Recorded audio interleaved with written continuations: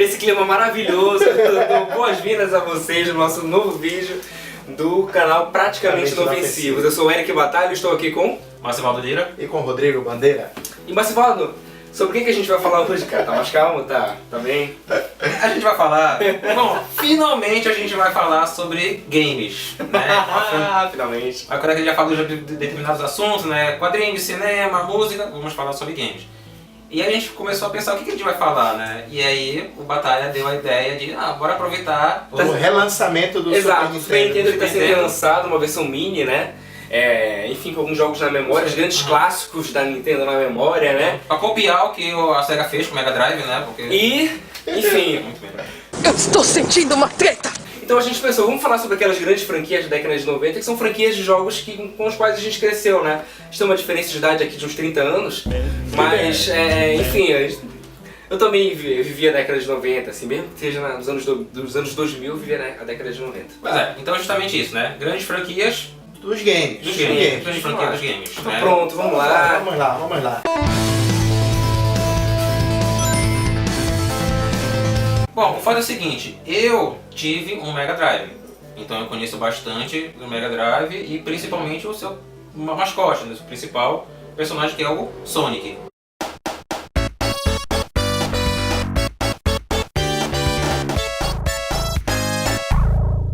Vamos lá, Sonic é uma franquia, né, de grande nome, todo mundo conhece Sonic. Todo mundo já jogou videogame e já jogou o Sonic em algum momento. Sim, sim. A proposta do Sonic é justamente ser um personagem um pouco mais, vamos dizer assim, descolado, né, dos personagens que tinha anteriormente, né. Ou seja, e eles colocaram isso basicamente no quê? Na velocidade. É um jogo que era muito veloz, ou seja, às vezes tu não sabe o que estava acontecendo lá, você simplesmente apertava pra frente e no meio você tinha que, meu Deus do céu, tem um peixe pulando na ponte. Exatamente, a gente tinha que fazer, você testava... Todos os anéis a gente fez já. Reflexo, né? Exatamente, Os reflexos. Reflexo, não, habilidade, assim, eu tô tudo mais. brincando, mas eu gosto muito também de Sonic. E é um jogo que ele demonstra todo o poder de processamento no console da SEGA, né? Porque, olha, é um jogo bonito. São gráficos bonitos. A câmera mexe muito rápido. Exatamente, acompanha bem, né, toda essa questão da velocidade. E ele conseguiu fazer jogos bons em todos os consoles dele, até mesmo os mais básicos, né? Tipo, o Mega Drive, o Master System. Fazer jogos bons em todos os consoles. Da SEGA, da sim. SEGA, né? Quando tava nos consoles da SEGA. Até o console portátil dele tinha muita limitação, né? Tinha essas versões muito boas mesmo, né? E ao longo do tempo ele foi entrando em outros cenários, né? Versões em 3D, né? As primeiras tentativas não foram lá tão boas. Aí eles foram aprimorando, né? Acabaram criando determinadas versões do Sonic, né? E passou a ter uma outra versão, né? Além do Sonic pequenininho, né? Baixinho, né? Uma coisa mais adulta. Essa coisa lá do ser descolado, ser cult, já foi levado a um ponto que já não me agrada tanto assim, né? Tem o Sonic Lobisomem, né? Tem o Sonic Lobisomem, né? O Sonic Unleashed. Enfim, mas enfim, Massi, qual é o seu jogo preferido do Sonic? Não, meu preferido, no caso, tinha que ser o Sonic 2, né? Que foi o meu primeiro Sonic que eu joguei, que veio junto com o meu Mega Drive, né? E eu joguei é um jogo muito legal. Devo dizer que é um jogo preferido do Sonic também. Enfim, ele teve um fôlego bacana com o Generations, né? Sim, Sonic Generations, eu não joguei o Sonic Generations, eu joguei algumas fases assim, mas pelo que eu vi é um jogo bacana. O Rodrigo jogou mais, né? Sim, o Massi, eu não cheguei a terminar o jogo, mas o Massi terminou. É um jogo muito bom, né? Que traz toda aquela essência do Sonic, né? Porque ele tem a mescla tanto de fase 2D quanto a mais de 3D. A proposta é mesclar, né? Você tem mesclar gerações, né? Sim. É aquele jogo que quem não gostava do Sonic grande acaba tendo que conhecer porque tem as fases do Sonic pequeno. Acho que é a situação do Massivaldo, assim, né? E no caso eu tinha uma grande resistência, e quando eu fui jogar esse não teve jeito, né? Tem que passar das fases, tem as fases do Sonic grande e acaba tudo. Tudo bem que não é tão ruim assim, mas eu prefiro as fases 2D. Eu também, né? Então essa foi a lembrança, né? De um grande jogo que passou por várias gerações, não à toa tem o Sonic Generation, que é o Sonic.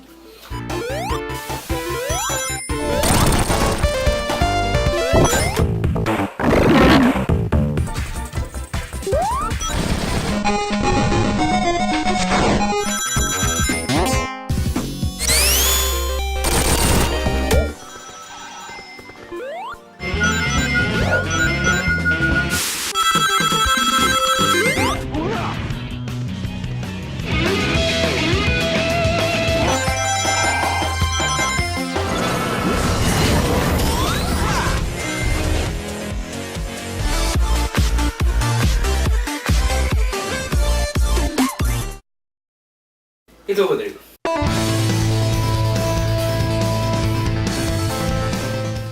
Cara, tem tantas franquias aí, mas acho que eu vou falar de uma franquia que talvez eu volte a jogar alguma coisa devido à série animada que vai estrear esse mês na Netflix, que é o Castlevania.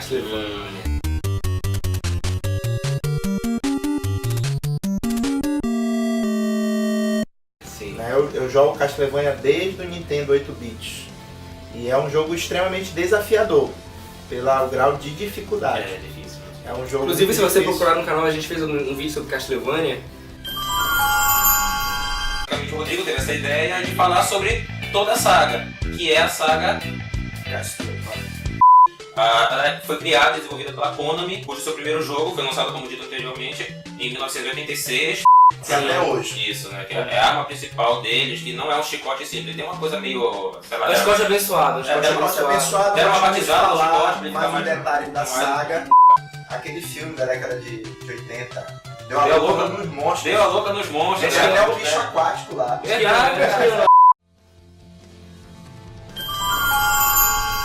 Me fez zerar o Castlevania pela primeira vez. E eu devo dizer que é um jogo sensacional. Sensacional. Então é uma franquia que te mostrava um caçador de vampiros. Caçador de vampiros não, né? Caçador do Drácula. É uma família que era inimiga do Drácula, não é a família Van Helsing, tá? É a família Belmont. E eles tinham um chicote que você vai, um jogo de plataforma, onde você enfrenta todos os cenários de filme de terror. Desde a medusa, cabeça voando, morcego, lobisomem e etc. E sempre a história é, num determinado período, o Drácula renasce e o que tá com o chicote do Belmonte vai ter que ir lá e matar o Drácula. Matar o Drácula de novo. Joguei no Nintendinho, joguei no Super Nintendo, joguei no PlayStation. Inclusive, o Castlevania, se não me engano é o 3, eu sempre me confundo com essa cronologia e acredito que seja o Castlevania 3 ou 5, que é do Super Nintendo. Que, enfim, pra mim, é um dos melhores jogos que eu joguei no Super Nintendo. É um jogo assim que, tanto graficamente quanto em questão de jogabilidade... Aquele que o Belmonte é todo durão? Isso, Drácula X. Drácula X? Castlevania X. Ixi, eu nunca ia acertar isso. Enfim, é um grande jogo, entendeu? Sim. Que traz a franquia com tudo para o novo console, né? Tanto esse Drácula X do Super Nintendo, ele é tão importante que é o final dele que dá origem ao Symphony of the Night, que é um dos Castlevania mais venerados assim pelo grande público. E muitos consideram ainda como o melhor, como né? o melhor Castlevania.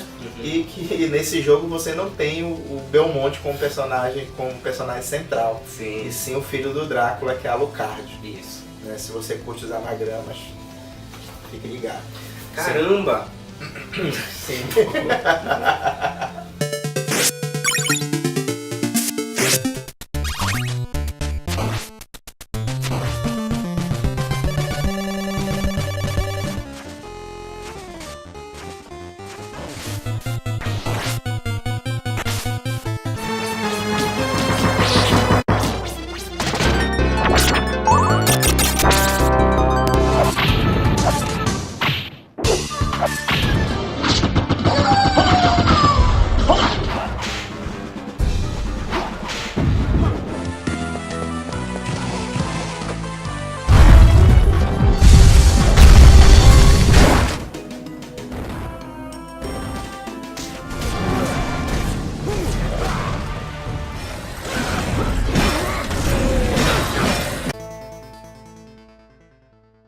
E tu, Eric? Vamos lá.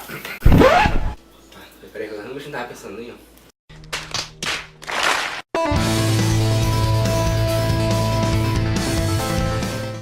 sim. Bom, com o relançamento do Super Nintendo, que enfim, é uma coisa esperada há muito tempo por muita gente, e que traz um jogo que é esperado desde a década de 90. Na verdade, ali finalzinho da década de 90, que é Star Fox 2. Andross is back, and he's launching waves of powerful spaceships towards Corneria. The Lylat system needs Star Fox. Join Fox, Falco, Slippy, and Peppy, along with ace pilots Faye and Mew, in an all-new 3D adventure. Once you defeat his armies, set a course for Andross himself. The fate of the Lilat system is in your hands in Star Fox 2, only for the Super Nintendo Entertainment System. Vai finalmente ser lançado um jogo que só existiam promessas, né? Que ele seria lançado do Super Nintendo. E ele vai vir agora na memória desse novo console. Eu devo dizer que o primeiro Star Fox, apesar do Star Fox que eu mais ter jogado, seja do 64, ainda jogo até hoje bastante. É um jogo muito divertido. Mas o do Super Nintendo, ele foi um jogo extremamente inovador para sua época. Sim, é um jogo que ele é completamente inovador no console de 16 bits.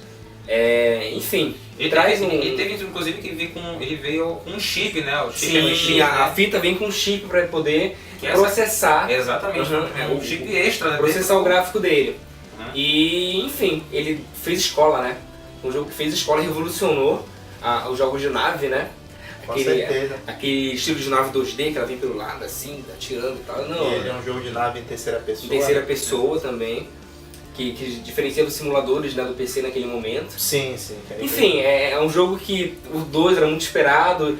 Teve a versão do 64, que é um jogo muito bom. Enfim, divertidíssimo. Tem uma versão... tem o Star Fox Adventures, né? Que sim. Eu não consegui jogar. Tentaram tirar ele das naves, mas... não deu muito certo. E agora, pode-se dizer que ele está retornando finalmente com esse título que é tão esperado pelos fãs, né? Com certeza. Que é um grande atrativo também para esse lançamento do Super Nintendo. Então Star Fox é um jogo que é importantíssimo, né? E vale a pena ser jogado. Se você não conhece, vai lá, vai atrás e joga.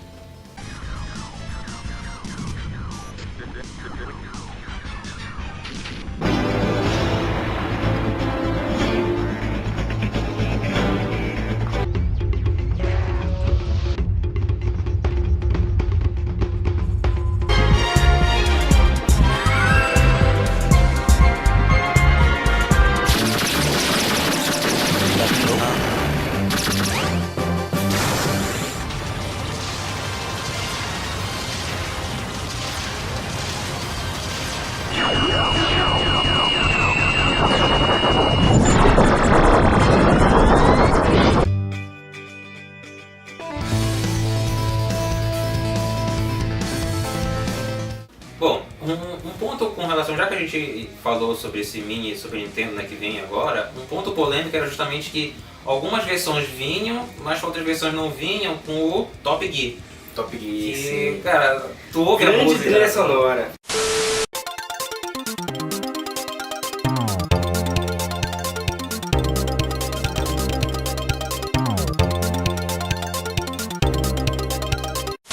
Tu ouve a música, cara, tu identifica na hora.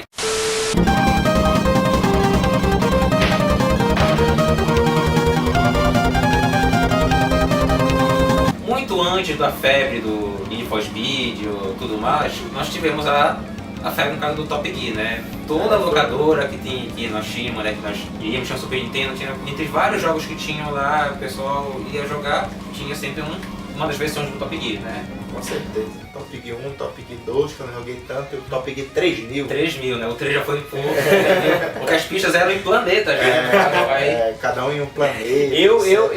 Eu quero o punhal. Eu me sinto privilegiado de dizer que eu já participei de um torneio de Top Gear. Eu perdi na primeira rodada, mas... Não faz isso da edição, por favor. Não. Eu perdi na primeira rodada. Perdi.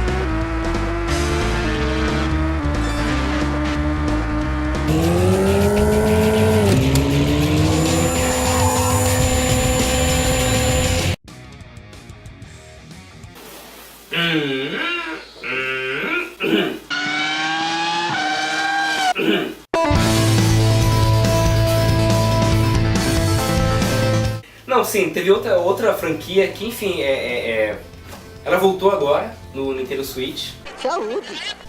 Com um jogo que voltou um pouco mais às origens, né? Se preocupou com isso. Que é Bomberman. Sim. Vocês perceberam um delay de meio segundo? Que é Bomberman. Sim. Eu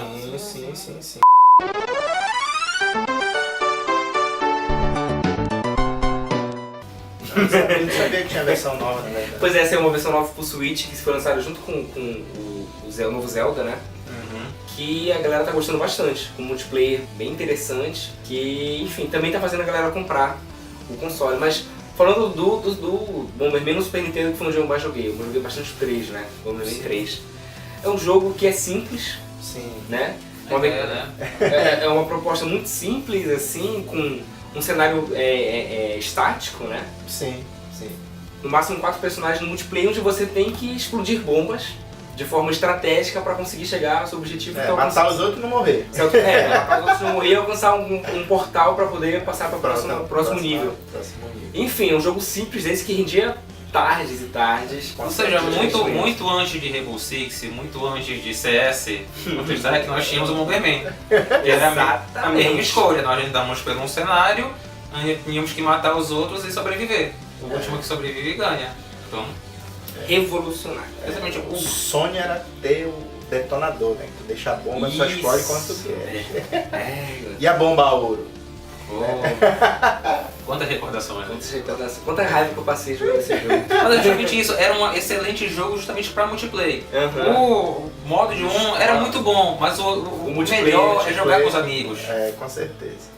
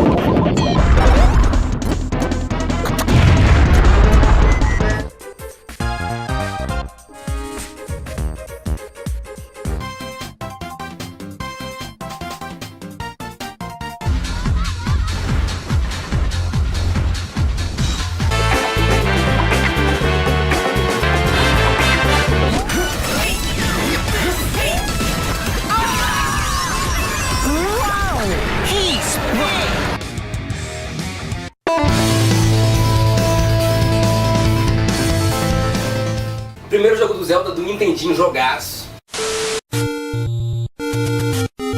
Sim. Entendeu? Aquele que a espada sai. Exatamente. É um recurso que é muito útil e não foi levado dos outros jogos. Se tu tá com todos os coraçõezinhos cheios, você pode arremessar a espada. O jogo, ele é um pouco mais difícil, né? Se você não tem... Sabe por que tirar esse recurso? Por quê? Por pessoas que nem tu. Não, porque não é realista. Aí tiraram. Cara, eu tô sendo muito injustiçado hoje, eu não falei. Enfim. Sim, vamos lá. Zelda todo mundo conhece, né? Muitas pessoas conhecem. Muitas pessoas conhecem. Eu acho que é uma das franquias mais famosas, né? Dos videogames. Eu acho que a gente chegou até a falar sobre o Zelda anteriormente aqui no programa. Não, a gente não. Acho que não falou. Então a gente gravou e não gostou. Ele gravou antes se tornou o vídeo, mas agora vai se tornar. Exatamente, esperamos. Então, muita gente começou a jogar a partir do Link to the Past, que é o jogo do Super Nintendo, o terceiro jogo da série.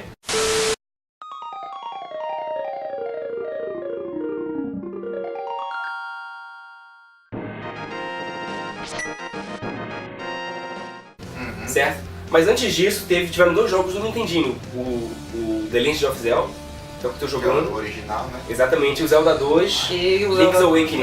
O segundo jogo do Zelda, né, que às vezes não é muito citado quando a gente vai lembrar de todos os bons jogos do Zelda, porque muitos consideram que ele não foi um bom jogo, porque mudou totalmente a sua forma, né, eu não lembro de como jogar o jogo.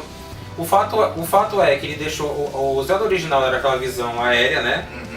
E tal, de você poder movimentar isométrica, exatamente, e o segundo foi pro lado de 2D.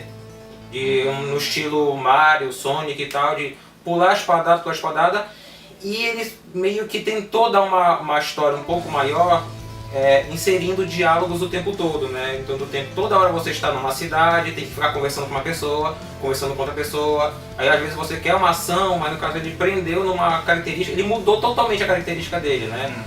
E isso não agradou muito os fãs que queriam mais daquele sistema inicial que todo mundo gostou do primeiro jogo do Zelda. Exatamente. Primeiro jogo esse cuja missão principal é justamente reunir a Triforce, que seria justamente uma espécie de entidade, uma energia, né? Uma espécie de energia cósmica que representa Mas a missão principal não é salvar Zelda, não. Salvar Zelda através da reunião da Triforce. Porque senão não ia ter o nome Zelda. Zelda, pra quem não sabe, o Zelda é a princesa. Exatamente. E quem vai salvar é o ela Link. é o Link. É Link o nome daquele cara. Link. E, enfim, é um jogo divertidíssimo, cara. Dá pra entender por que ele cativou tanta gente no... Na verdade, foi um jogo bastante inovador pra Exato, exato. O próprio sistema de utilização de itens, né? O mapa dele é completamente aberto, então você poderia, por exemplo, ir pra última dungeon, pro último chefe logo de primeira, mas você não ia conseguir porque você ia precisar de itens que você pegaria em dungeons anteriores. Então é um jogo que ele é muito bem pensado, sabe, na sua progressão sem necessariamente ser linear. Então acho que isso foi o que realmente impulsionou a série, que fez dela tão famosa. Eu não lembro o nome do criador, mas ele vai aparecer a cara dele aí, o nome dele. E a ideia do Zelda surgiu das lembranças da infância dele, que ele visitava cavernas no Japão. Olha só, opa. Então foi daí, dessas lembranças que ele, da infância, que ele visitava cavernas, ele teve a ideia de fazer o Zelda, tanto que as fases é visitar cavernas, né? Cavernas, sim, são cavernas. São cavernas do primeiro jogo.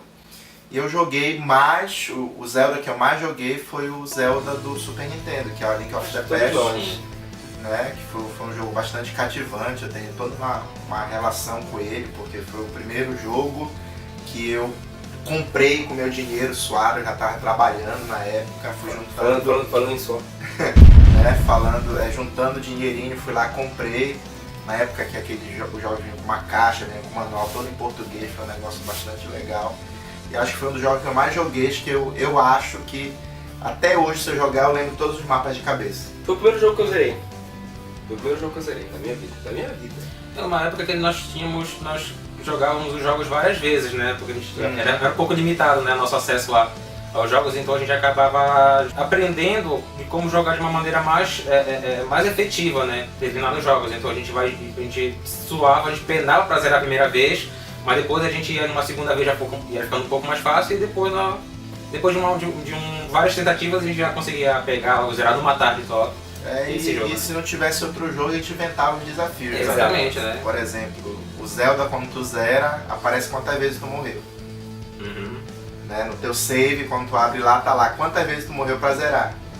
Aí o meu desafio era zerar sem morrer. Aí eu fui a primeira vez, né? Fui jogando. Aí eu descobri que quando fica piscando o coraçãozinho lá, que fica só com 3, já conta com uma morte. Você já me falou isso uma vez. Aí eu tive que zerar mais uma vez, que eu queria 0 lá. Lembrando que a gente está falando de uma época em que não existia acesso ao detonado pela internet. Se a pessoa quisesse um detonado, ela tinha que gastar dinheiro e comprar uma revista. Não era tão comum assim. Então... Não era tão comum assim. Assim, eu traduzi todo o jogo também, com o dicionário do lado. A vida da criança era da década de 80 e 90, cara. A nossa melhor forma de aprender inglês era justamente jogando, né? Pegava o jogo, não entendia, a gente não fazia a menor ideia de como a gente avançava de um lugar, mas tinha aquele diálogo lá, alguém falava aquela frase em inglês e a resposta estava lá, só que a gente não tinha conhecimento, tinha que ir atrás. Dicionário, jogar dicionário. Todo mundo não tinha jogo, não tinha Google Translator, não tinha detonado no YouTube. Justamente. Né?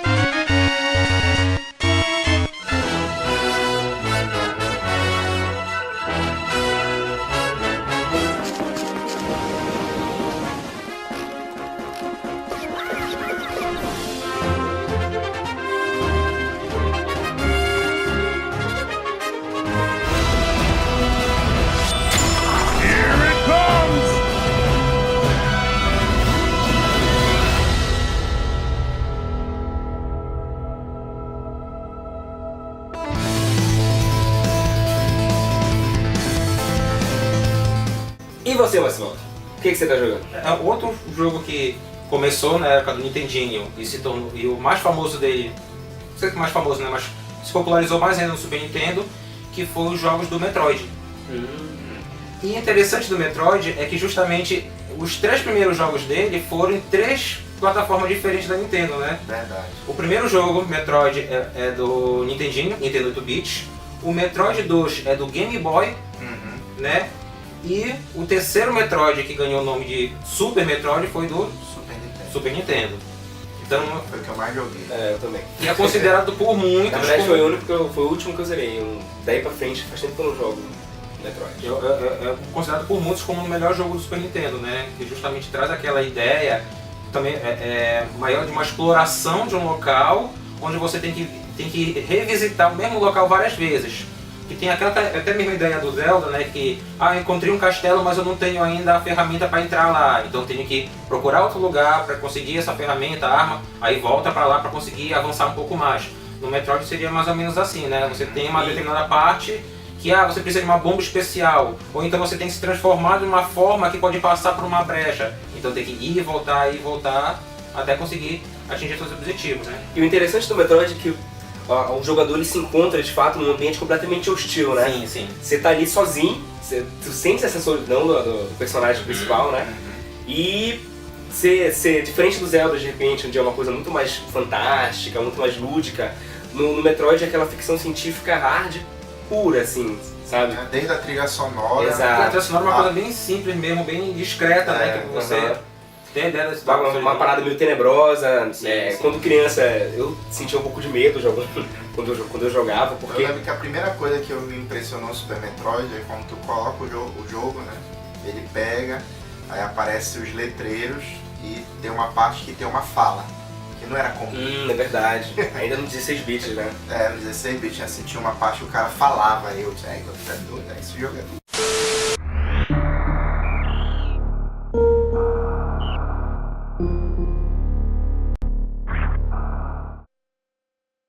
The last Metroid is in captivity. The galaxy is at peace. Muito inspirado, né, naquele clima do Alien, enfim. Não, justamente isso, né? O Alien foi uma inspiração direta para a trama, né? Eu não sei qual foi o ano de lançamento de um ou outro, né? Mas claramente nos 3 jogos segue muitas semelhanças entre os jogos do Metroid e os filmes do Alien, né? E abre o parêntese que, se não me falha a memória, a primeira protagonista mulher dos games foi a Samus, né? Sim, e aonde você só descobria isso no final do jogo. Só que zerava. Só que zerava e que zerava de uma forma bem mais... uma conquista maior, né? Com um limite de tempo, né? Com pouco tempo. Eu não sei, tem desde o 1 isso? Porque eu não lembro, mas eu acho que... O Super Metroid se você zerar com mais de 7 horas, aparece ela com a armadura. Sim. Se zerar até entre 3 e 7 horas, ou 3 e 5 horas, ela aparece sem o capacete. E se você zerar em até 3 horas, ela aparece sem a armadura. Sim. Aí os tarados de plantão, sim, vamos lá. Tem essa discrepância aí do tempo que ela... pra você conseguir descobrir que ela era uma mulher e tal. Isso foi uma grande surpresa, né? Porque todos os outros games o protagonista era um homem e também aquela velha história, né? O homem a salvar a mulher indefesa, aquela coisa toda da fantasia, etc.